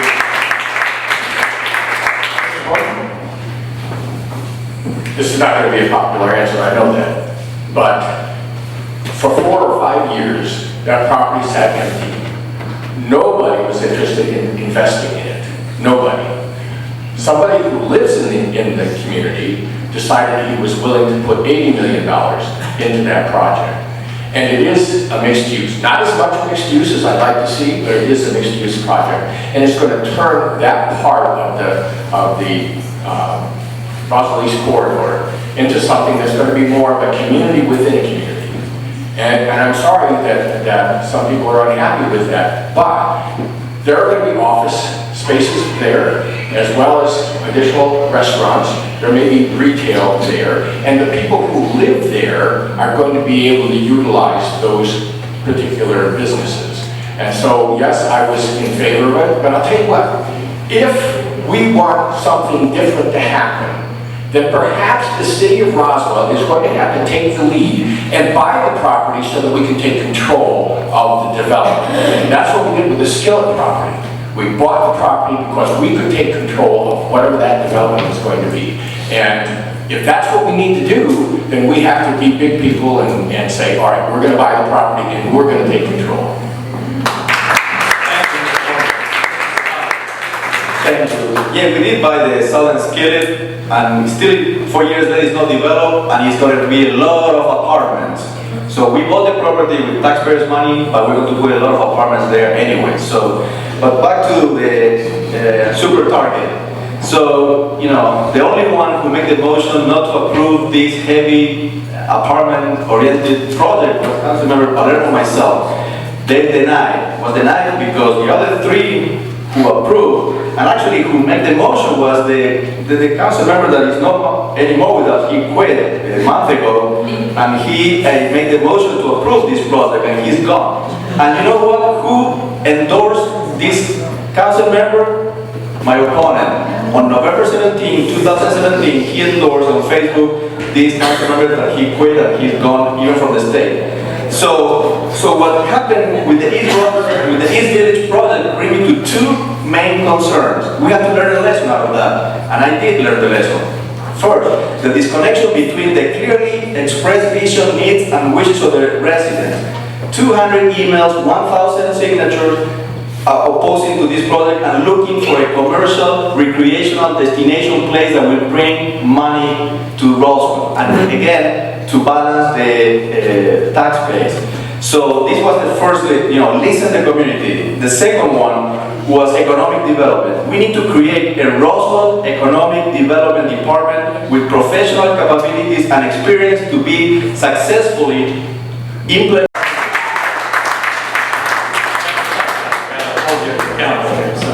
Mr. Valero? Excellent, thank you. So I fully opposed the proposal, so the June 10th meeting, and then at the June 24th meeting. It first of all, does not line up with the character area. The character area is required to residential has to be integrated in with the commercial. It was not integrated in. It's these separate parcels, which they did disclose. It was a lost opportunity, could have been a destination, could have been office, but here's the problem. Here's why we're not getting destinations. Here's why we're not getting offices. It is cheaper to finance apartments, and they are more profitable. When you have council members, like the ones supported by my opponent, that are consistently just giving whatever the developer wants, then that's going to continue to be what developers ask for. Why wouldn't they ask for that at Kohl's? They saw it happen at Target. Same thing with Old Alabama. Old Alabama, where you see all those trees cut down on the west side for a mixed-use property, that in our code is required to be primarily commercial retail. It's 96% residential. Why would a developer ask for anything different? They're getting exactly what they want. We need a council that pushes back and is a guardrail and says, we want to work with you, here's what we want, and no, we're not going to approve anything. Because Alpharetta, again, they had office zone property with trees. There was a request to turn it into multifamily. Alpharetta said no. Why are these council members that I want to support consistently saying yes?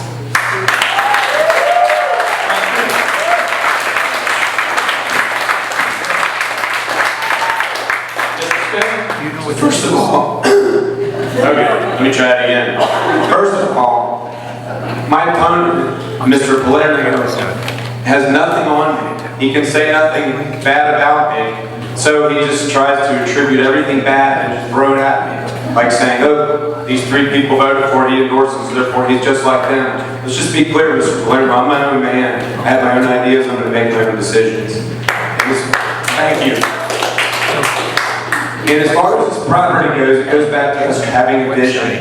The UDC is not a vision, it's a collection of codes. And it didn't stop this development that people around here did not want. So in that regard, it is not effective, and neither did you. We have to have a vision, which is basically creating a character and a style, and we have to let the people know what we want. And it will give us, it's more than just talk, it's a level of consistency that shows consistent decisions on council, and that makes it defensible down in a court of law. What I understood on this property was the reason the mayor did not veto it, what I heard was because legally she was told we would lose in court. I would like to hear more what that argument was before I can honestly sit here and say what my decision would be on that project. I don't want more apartments. You know by now I want office because that's going to drive demand so we can fuel more entertainment districts. If we had more demand for restaurants and entertainment districts, they would be here. So we got to start there.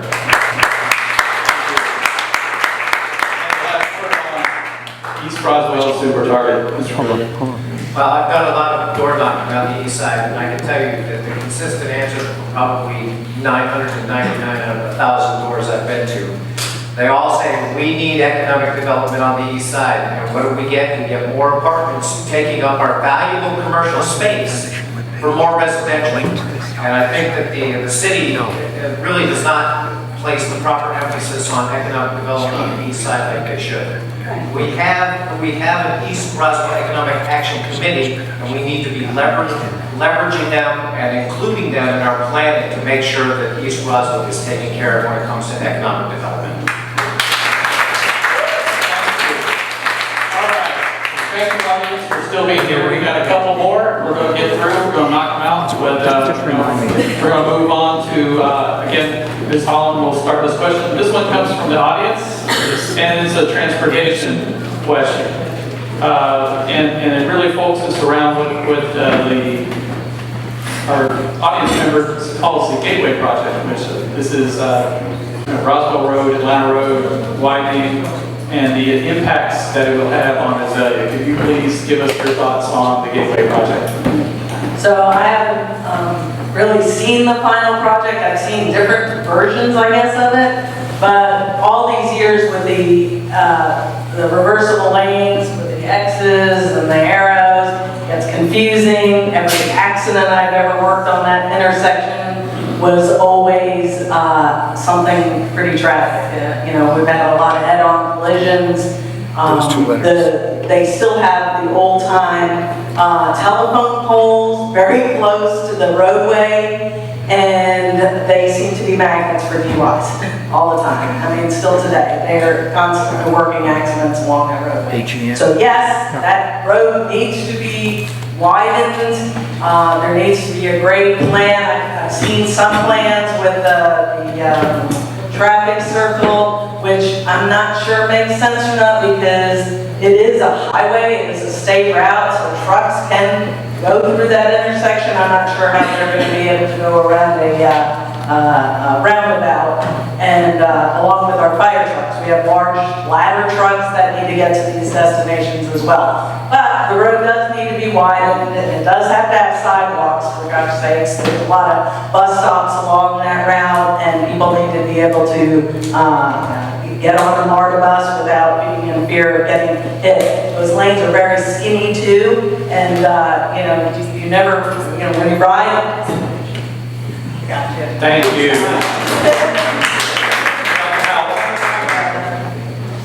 So I spoke about this, I think this was last week, about the Gateway Project, and some people were saying that when they come through that particular part of Roswell, it's a way that we can enjoy where we live. It's the transition from where we came from to where we're going.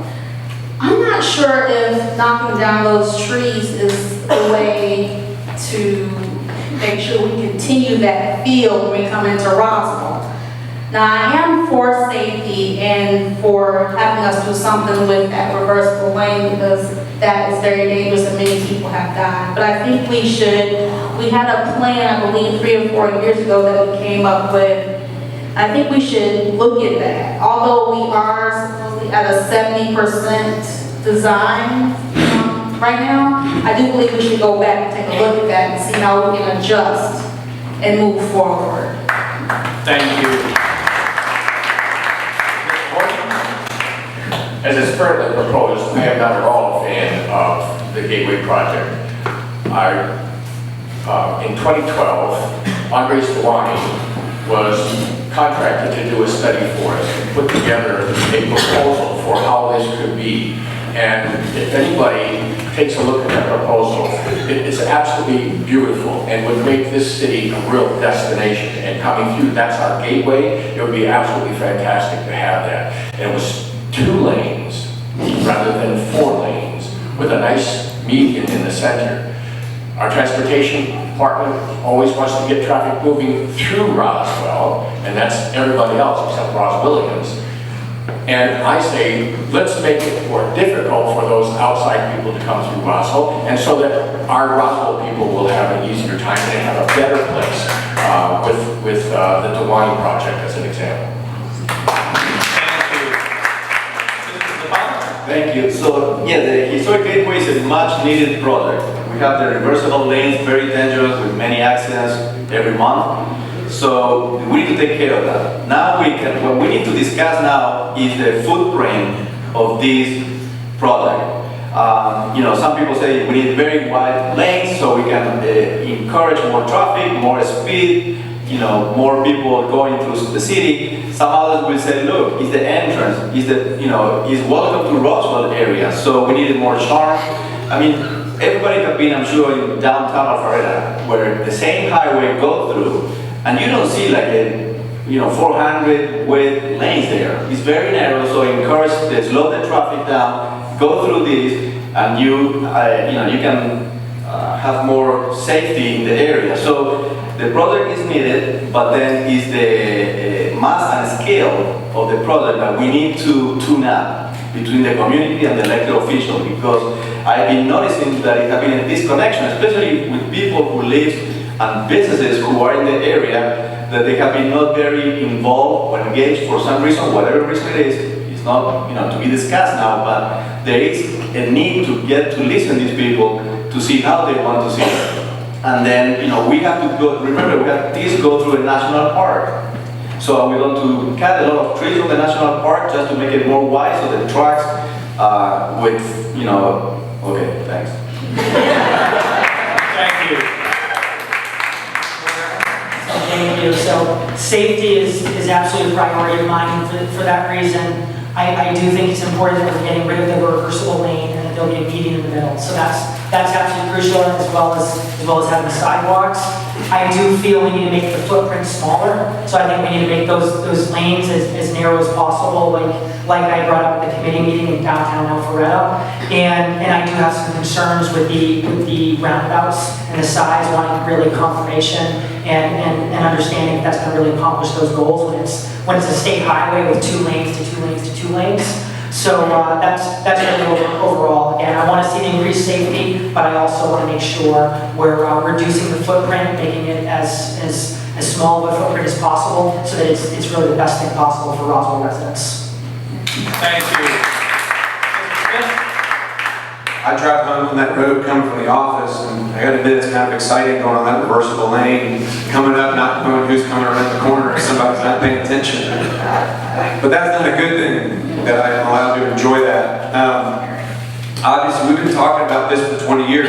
If you haven't seen the project, it's really a beautiful project. Go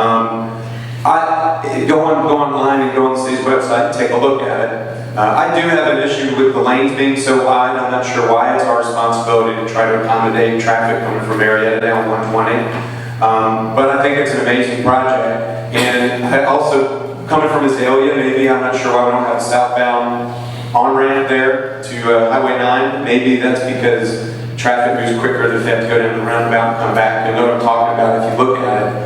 But it's a very good, it's a beautiful project, but gee whiz, we've been talking about this historical. When I was covering news 20 years ago, it was an issue. We were talking about it for 20 years. So we got this great design, they won awards for the design, yet where are we on it?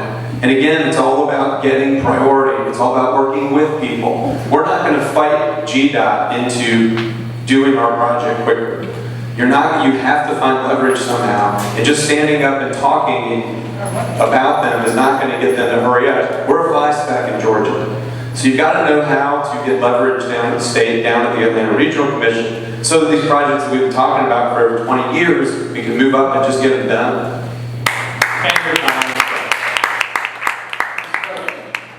Improvements are needed. We all agree that the reversible lanes need to be removed. However, the current proposal is oversized, and it really hasn't taken the local residents and business concerns into consideration. And there are citizens right now that are proposing different ideas to reduce the footprint, to actually make it cheaper and make it something that the community would like. But they're getting a lot of pushback from the city because they're saying, this has been on the works for a long time and we can't change it now. Well, I find that very hypocritical because we voted on the T-Splosh for the Big Creek Parkway and had no problem changing that and taking care of it. Thank you. Last word for this question on Gateway, Ms. Hall. As I said last week, it needs to go on a road diet. So we do need to reduce I believe we need to reduce the footprint, less asphalt, more green, and there's a couple opportunities, I understand, to do that. We can work with the islands that are up and down where the center part of it is, so reduce the trees in the islands, put the trees on the side, or keep the trees in the islands, and maybe reduce some of the curb cuts and the side parts, but it does need to go on a road diet, and we need to look at the roundabouts to see if we can reduce those. Thank you. All right, everybody, home stretch. Last question, I promise. We're going to try to protect your time and your bladders, because I know I'm sitting up here in a while. So last question for Dr. Howell. And this is something we borrowed from previous debates, and I did ask the municipal judges basically similar question. As it relates to issues east of 400 North and South Holton Bridge Road, what question do you wish had been asked to you but wasn't, and then answer it?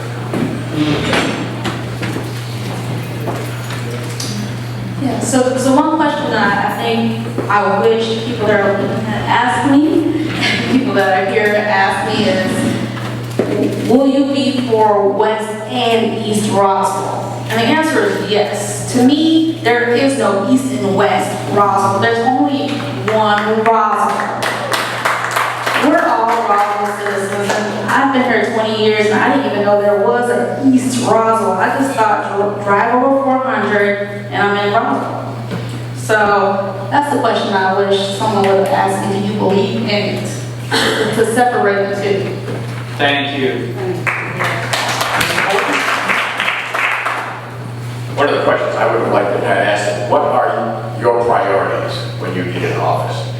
And I actually have two that I really think are important and that I would love to push for. One of those is to have a town architect. We have city planners on staff, but they check boxes. Whatever fits the code, if everything, they check all the boxes and all the other transportation and other areas agree, then it goes to council for approval. But if we had a town architect is, most of them that I am familiar with are schooled in historic preservation, they're schooled in landscape architecture, they're schooled in master planning. And if we had a town architect, there are some projects that have gone on in Roswell that probably never would have been done. And one of those is the Vickers property, if you know what I'm talking about there. If we had a town architect, that town architect would have said, because he is schooled in historic preservation, he would have said, this project does not belong on this corner. It doesn't match anything else, any other character here. This project could have been at Highway 9 and Holcomb Ridge on the southeast corner. It would have been a great place for it. But for this particular area, it was not. So an architect, a town architect, is one of my major priorities. And the other thing is to get this tax base turned around so that we have a much higher commercial tax base relative to residential tax base. Thank you. Thank you. So the question that I would like the public to ask is, how can I tell which of the candidates sitting here will really bring to Roswell, and in this case we're talking in East Roswell, more commercial, recreational destination places. I'm sitting there, how can I tell who will do what they say and say what they do here? So that is the tricky part that I see voters as these elections. So then my recommendation will be two things, follow the money of the campaign, who is putting money in the campaign, and second, who is, from the last election, 2017, who are the council members endorsing the candidates here. Those are two very good ideas for you to see, who really will do what we all say the same today. So it's a matter of trust. At the end of the day, who has a community-oriented voting record? Who will really do for the community what they are saying here? So the question that I would like, everybody to ask, how can I tell who will really do what they say and fulfill the promises during the campaign? Thank you. Excellent, thank you. So what I want to talk about is, Old Alabama, driving south towards the river, there's a big wooded property on the right, and a lot of those trees are being cut down to turn into quote-unquote mixed use that is mainly multifamily in town, 96%. Here's the question that I wish was asked, and I actually want to ask all candidates because I think this is that important. What happened was at that meeting, it was found out at the beginning of the meeting, the developer gave money to the council members not up for re-election. And my question, it's a two-part question. The first part of the question is, do you feel it was wrong of them to have taken money from that development interest and then not recuse themselves? They still voted for that developer's project. I feel it was wrong, and that's a question that I'm curious for the other candidates to see if anyone else does. And so show of hands if you feel it was wrong that they took money from the developers and voted on their project. And then secondly, my question is, do you feel that the council members that are not up for election are wrong to not support that going forward, if you take money from a developer and that developer asks for something, you should recuse yourself? Yes. So, and are there any other things? Thank you, Mr. Palermo. Mr. Smith? Well, rather than go after Mr. Palermo like he's trying to do me, I wanted to say, I wish somebody would ask about my CID. What is the Community Improvement District? So this is the vision that I'm talking about for 400 for Holcomb Ridge Road. I'm trying to come up with a solution, a workable solution, as opposed to just telling everybody what they want to hear. We can talk all day about transparency, but if you want to kill transparency, go tell the developer, hey, if you give money to somebody, and then if your project is up for a vote, they have to step off Do you think somebody's, if they're that devious, do you think it's going to be that hard to get around for them to go give money to somebody else? And then all of a sudden, we have no idea who's giving money to anybody. It's pretty transparent right now. But at the end of the day, like Marcelo said, it's all about trust. Who do you trust up here that's going to go into City Hall and represent you and be honest and consistent and not just come out here and try and tell you what you want to hear all the time? I have a very good working relationship with people. For the last 30 years, the last 20 years I've been volunteering, my track record is very clean. I have amassed friends and people that I work with and have enjoyed working with me on different committees. So I believe if I go into City Council, I'm going to actually get stuff done. I'm going to work with the council there to get everything that I'm telling you finished, and I'm not going to blame everybody else for it not getting done.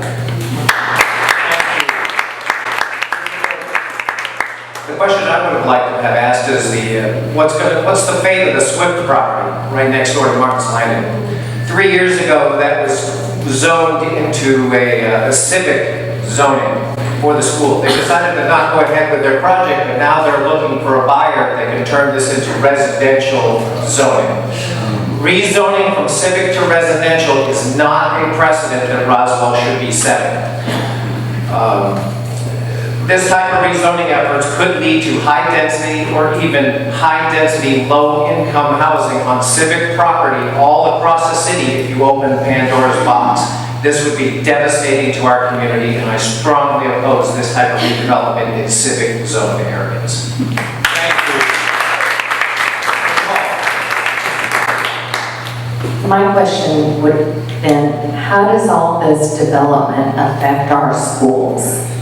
For 11 years, I've been very active in the PTA, at the local level, the district level, the county level, and now at the state level. And what we have seen, and I've been on schools, in schools on the east side and the west side supporting them, is when we're heavy on the apartments and keep adding apartments and don't shore up the schools, the grades, the ratings of the schools go down, and you can see that, the difference from the east side and the west side. So that would have been the question that I would like to address. Thank you. Last word for this question, Ms. Holland. Who are you and what do you believe in? I sacrificed my time away from my family for many nights, weekends, and holidays to protect the community for 35 years. I was dedicated to the people here, and I want to continue my commitment to the people here. I had built relationships while I was working in community relations, so I am very, as a police officer, sometimes people are afraid to approach police officers because they can be mean and scary looking, but I was always very approachable. I answered every phone call, every email that would come to me about concerns about the community and the safety of the community. So I am still willing to continue my commitment to you guys and do the same thing and have open and honest communication with every one of you and to listen to you. That's what I do. I'm working for you. Thank you. Again, congratulations. You brought the questions up. Audience, I appreciate you hanging in with me.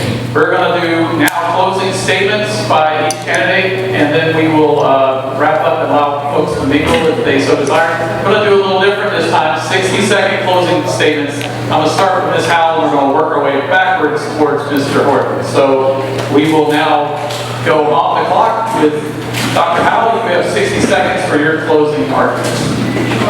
So when I was a little girl, my grandmother used to always refer to me as Dr. Howell. Well, she died in 2009. It took me 9 years to get my doctorate. And I just want you to know, with using that example, I keep my word. She wasn't around, but I was able to do what I promised her I would do. That's the same thing that I would do for you. My name is Kay Howell. I'm running for post C3. You can trust me and count on me that I will do the same things that I promised that I did for my grandmother. I will keep my promises to you. Thank you. Ms. Hall. Most police work is done on relationship building, and I built my career just by doing that, building relationships with people in the community, going into schools, civic groups, teaching your kids how to stay safe, teaching the elderly, how to stay safe and not get scammed. I was always in very many civic organizations, so I want to continue building the relationship with you. Vote for me, Lisa Holland, post 3. Thank you. Ms. Hall. As a private pilot, I don't get into my cockpit until I have filed a flight plan. As a CFO, when I sit down with my clients to review their numbers, if something's not working, we make a plan and we fix it. First, Roswell needs a plan that protects the things that we love about Roswell. The reason many of us moved here, safe, vibrant, historic city with strong schools, great parks, and green spaces. A plan which includes the vision of Roswell residents. Roswell for the residents. Like in business, we need to fix what isn't working for us. We need to fix the code and align it with the vision and the plan. I have the relevant experience, breadth, and depth of knowledge of the issues to go to work for you on day one. I am Christine Hall. I am running for post 3. I want to represent you, the residents of Roswell. I hope to earn your vote, and remember, put Hall in City Hall. Thank you. Mr. Coker. As your city council member, it is my commitment to bring trust, transparency, leadership, and thoughtful change to the discourse.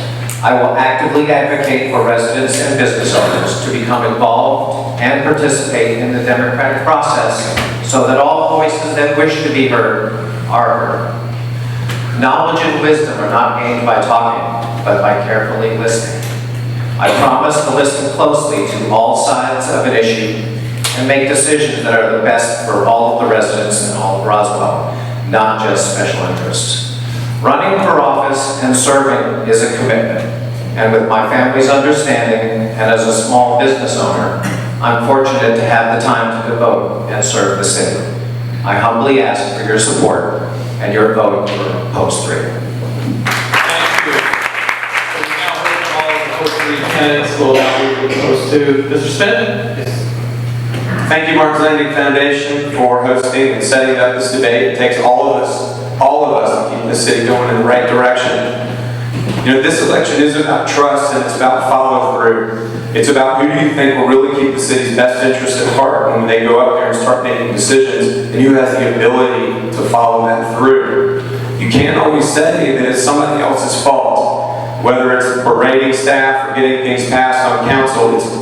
You can't say that it's somebody else's fault. My father used to tell me when I was young, Jeff, it's not you. I mean, it's not the rest of the world, it's you. And that forced me to go out and work with people. This isn't national politics, okay? This is a city council race. We can be whatever we want here in Roswell. This is our city. And I will just tell you that no one gets off the Georgia 400 and Walton Bridge and thinks home sweet home. And that's what I want to change. If you want that, please vote for Jeff Smith.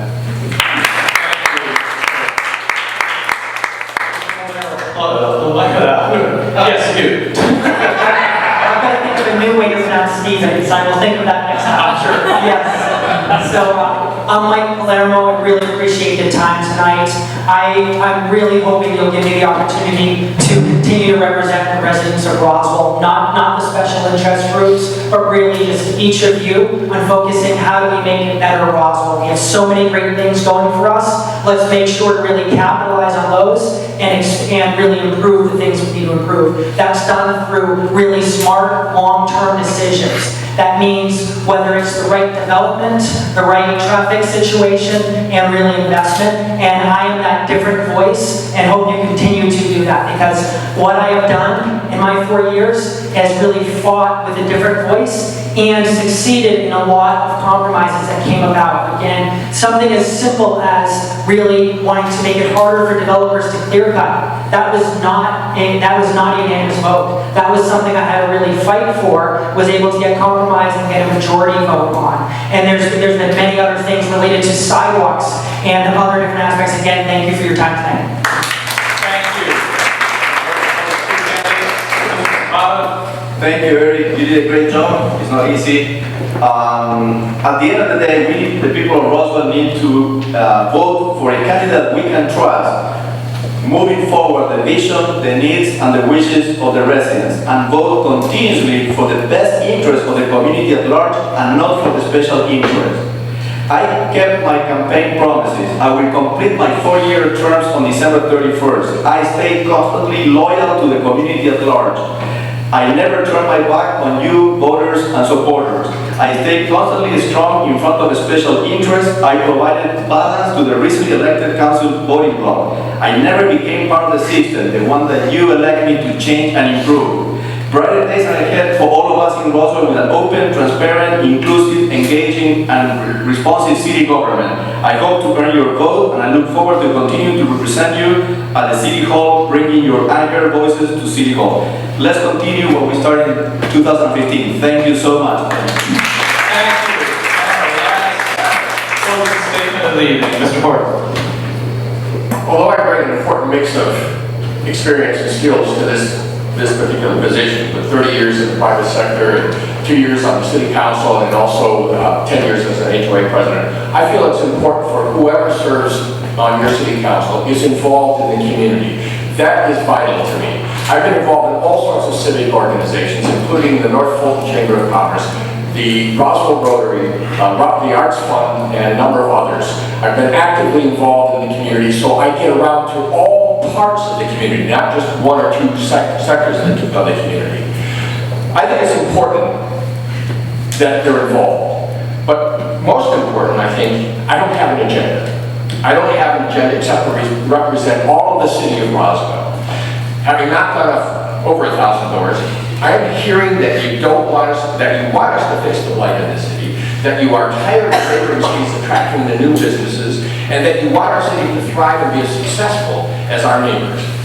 This is a critical election that will likely decide what Roswell will be in 20 years. I'm happy to That concludes our